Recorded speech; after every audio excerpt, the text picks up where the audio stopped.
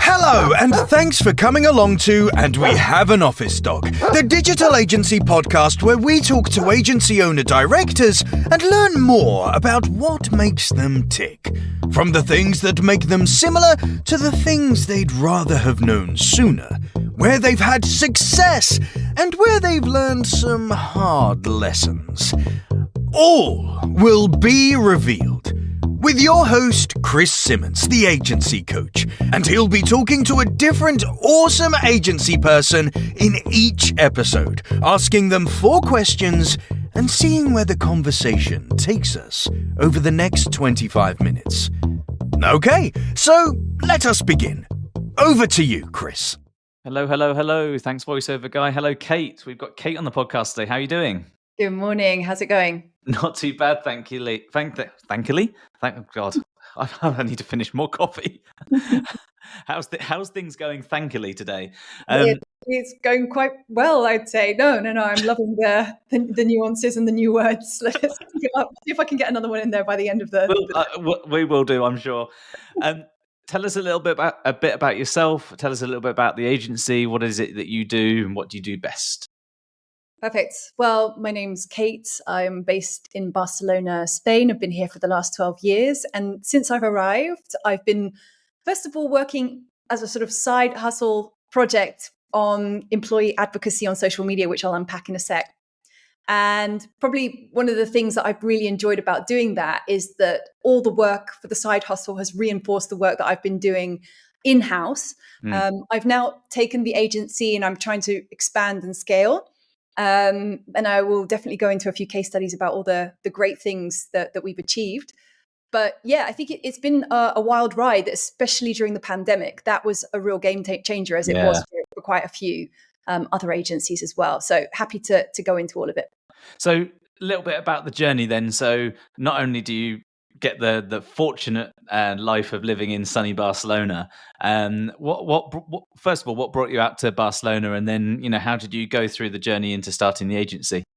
What brought me to Barcelona was love. Like, I would like to say it was a professional opportunity or something a lot more, let's say, corporate sounding. But no, it was a decision to build a family and live here. My partner's working in video games. He's a designer. And yeah, we found our feet here in Barcelona. Plan to leave sort of 2 years here, 2 years there, and go on a trip around the world. But no, we settled and couldn't imagine being anywhere else. And the agency was something that I did because I kind of took on that trailing spouse role, and I was literally in a new location, no friends, no contacts, no language. It was really ground zero. Plus the effects of the financial crisis of 2008, 2009 in the US were then still feeling the impact in Spain in 2011 when I first arrived. So it was kind of ground zero in so many respects, but social media is always on the agenda, whether we like it or not. For businesses, it's a non-negotiable. So I was able to somehow use my skills on social and start adding value for businesses, great and small, and have done until this very day. And so employee advocacy, it's a broad amount of businesses that may well need to work with you in your services. Literally every business that has employees to a certain level, assuming they've got the cash to afford your fees. What kind of businesses do you typically work with in your agency? Have you got a specific niche that you look at? Is there a type of business that works best for you? So businesses with 1,000 or more employees tends to be the sweet spot in terms of type of client that would really benefit from this type of program. For those of us who are not too sure what employee advocacy on social means, I'll unpack it in a sentence. Basically, it's creating a group of employees at a company, could be from any team, and giving them the skills they need to be able to build their personal brand on social media, typically on LinkedIn. And as part of their content strategy, they include company content. So it could be a company blog, it could be a web, like a landing page, a campaign that the company's running, but they include the company content as a strand of their strategy. And so on the one hand, the employees win because they optimize their LinkedIn profile. They become an authority, a recognized authority in their niche and for the products and services that their company is providing. But at the same time, the company incrementally grows its visibility online and on social media, because you're not dealing with a couple of employees sharing company content once a week. You're dealing with maybe 1,000 employees sharing one piece of company content every week, which doesn't sound like much, but when you think of how many people follow, yeah, it does. It really adds up. And it's probably one of the least understood and least used organic social marketing technique. Yeah. So that's where I tend to aim for. But recently, I've been trying to crack the chestnut of helping startups, of which there are many here in Barcelona, with only 10 to 15 employees, and trying to figure out how can we take this social sharing program and make it work both for the employees and the company for a much smaller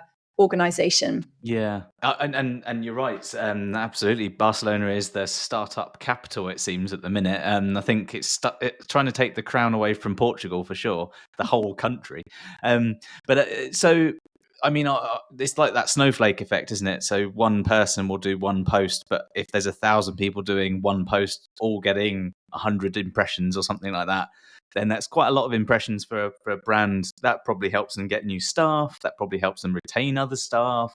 It helps people see that that these people actually know what they're talking about when it comes to any kind of like connection network based sales and things like that.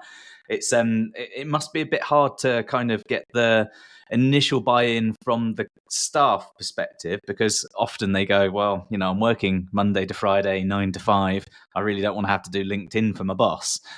So where's the start point with that? Is it this is what you get out of it? How do you do that internally?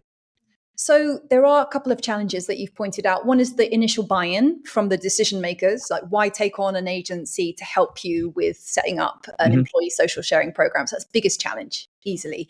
And the second challenge is, once you're through the door and you're building, how do you actually get people to participate? Because a lot of employees don't have time, like you said. So the first challenge, the way that I've looked at it and tried to overcome it, because it's a different situation with every business. The first way is by going with a business case. Normally, most businesses, even the big ones that are quite established, will really rely heavily on PPC and paid ads on social media.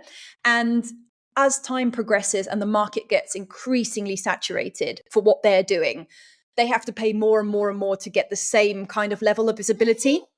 So what I tend to do is go in and say, look, here's a business case. This is how much you're spending right now, more or less, on PPC. And these are the results that you're getting. Your budget's kind of doing that over the years, and you're still maybe not always getting the results you want. How about mobilizing a group of your employees to share one piece of company content a week on LinkedIn or Twitter or X, as it's now known, right? And creating all the incentives necessary for them to want to do that. And here's the comparative cost and what you get out. And so for the companies that say have a CPM or a cost per mention from their ads of around $3, and they're getting, for what they're paying, maybe their budget's around $1 million a year or whatever, they're getting a certain amount, 3 million impressions from that. You can probably generate the same number of impressions by having a group of 1,000 employees sharing once a week on LinkedIn. Yes, the business case sells itself if you understand the maths, doesn't it?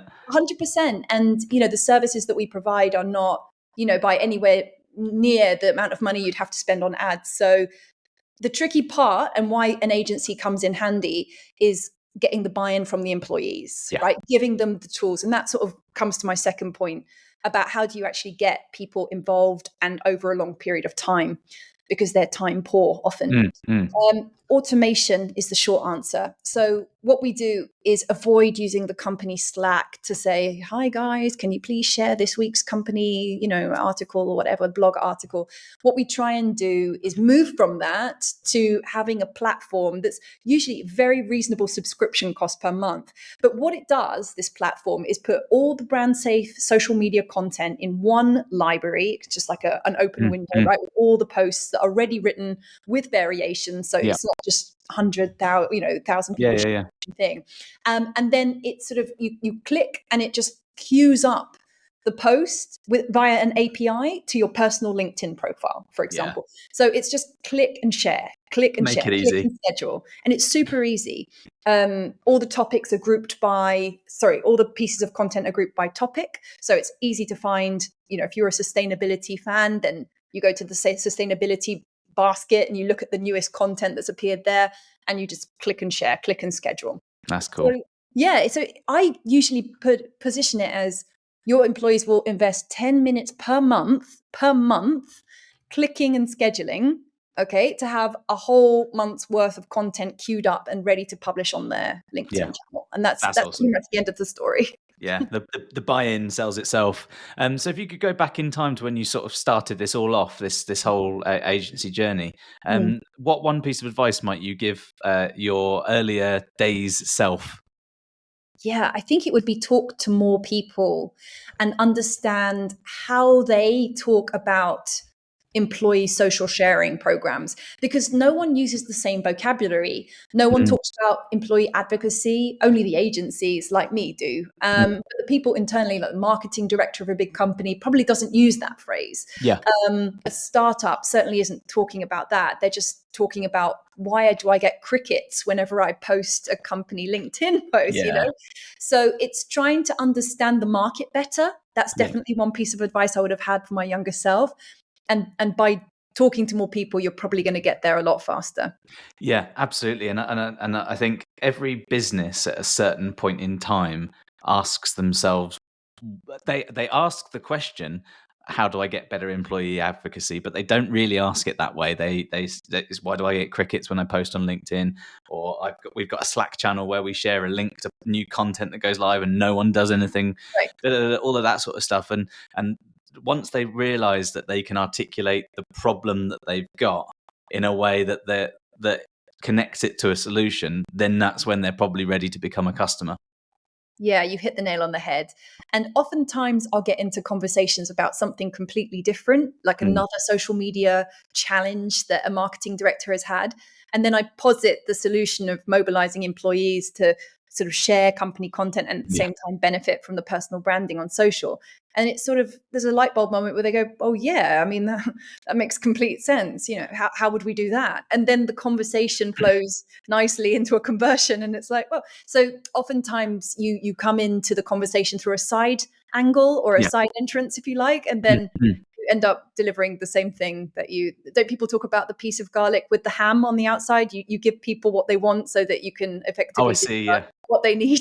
No, it's most people, and when it comes to service-based solutions that require people, oftentimes if your own marketing as an agency is based around the problem that they have, you're assuming they can articulate the problem that they have.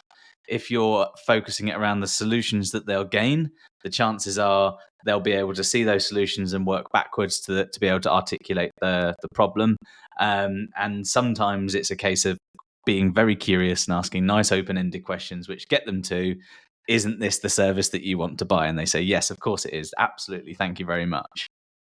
Yeah, 100%. And it's happened like that on multiple occasions with bigger companies and with smaller companies. I think the smaller companies have the bigger appetite because they're the ones that are trying to grow fastest and they need the most visibility.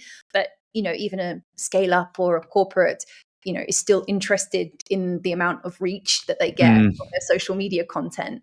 And often organic social media is seen as a kind of a strange part of the marketing strategy in terms of, I know that my PPC gets me leads and I know that my CRM nurtures my leads to completion. But what exactly does organic social media do for my business, for my bottom line? Well, when you start working with employees and the social sharing program, you said it yourself a minute ago, suddenly the retention and the attraction of talent just kind of goes up because more people see your company. They see that the company is investing in the people, giving them skills on social media, but also giving them a voice to talk about the products and services, regardless of whether they're from the procurement team, the marketing team, the PPC team, but encouraging them to show up on social and talk about the company they're working for. And it sort of has a lot of incremental benefits. I think one of the challenges that you probably face in kind of getting that first conversation started is probably the talking heads in the industry that we're in saying you can't get organic reach on social media, you can't get organic reach on social media, and then there's someone who can't do it because they're not doing it properly, who as a business, and then they say you can't get organic reach on social media, which makes it really, really hard for them to understand that yes, you can, and if you've got the right ways of attributing it, it's not that complicated. So I totally get it. Is there something that in all of the time, like from day one previously to starting the agency all the way up to now, is there something that you kind of regret doing that has set you up for with this current like focus of service delivery?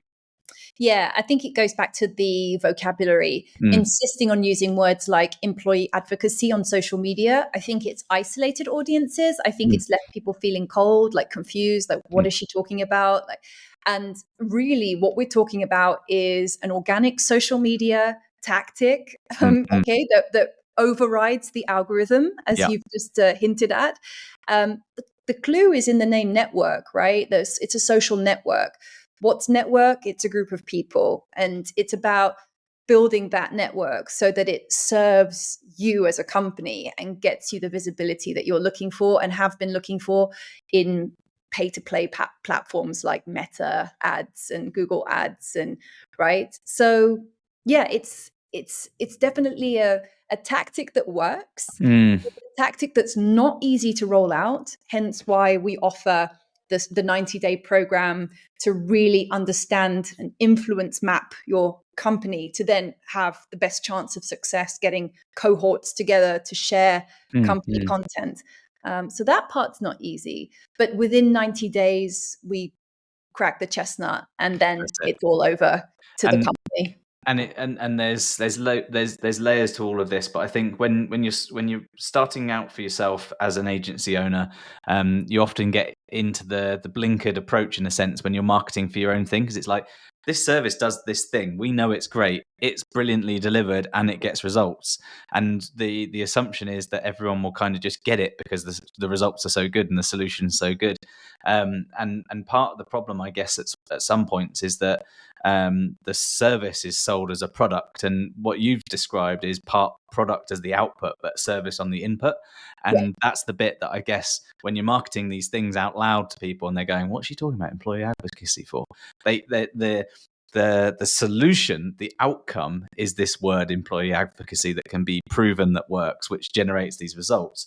But the input is lots and lots of people wanting to do this for their own good as well as the businesses. It's really hard to articulate that. But when you start starting an agency, everything is like 100 miles an hour. And all you want to do is say, I've got this cool thing, big flag waving, this is my thing, come and buy it. And you do get into the jargon world and things like that. If you look on Google and you just search for results-driven digital marketing agency, there are hundreds and hundreds and hundreds of thousands just in the UK of homepage title tags that say that. You should be results-driven, and therefore that's not the right kind of language you should be using, because anyone seeing that will go, well, obviously, hopefully that's what you would be. If someone's knocking on your door, they've come all the way from London, they've gotten on a plane, they've flown to Barcelona, they've got the taxi from Barcelona, they're in the city, they've knocked on your door and they've said, Kate, give me one piece of advice, I'm just about to start my agency. What piece of advice would you give them? Oof. Well, if you're in Spain, I don't know if you can go to Spain for a holiday, or you're just here to start the business. They're in and out. They're in and out. Okay. They've got a morning flight in, afternoon flight out, and they've just come for your advice. Wow. Well, practice what you preach. You're going into companies and giving employees a voice with tools and strategies and automation and tech, right? Do the same for your company, right? Don't be the cobbler whose children don't have shoes. Yeah. Be the person who can give examples of how his or her own agency is flourishing in this way and getting the reach that it deserves in this way. That then you can apply. I mean, the thing with small agencies is that, of course, the reach is not going to be as dramatic as if you have a case study with 1,000 employees from a big corporate who have been sharing social media content. Then you can say all kinds of amazing things about how much earned media value you've got. But I think wherever possible, practice what you preach. Share the values with your people that you're going to share with your clients. That's it. Brilliant advice. And it would be worth the flight over for that. Kate, it's been lovely to talk to you. Thanks very much for coming onto the podcast. It's a pleasure. Thanks, Chris. And in our next episode, we'll be speaking with another agency leader to hear their story and the lessons they've learned along the way. Thanks very much for listening.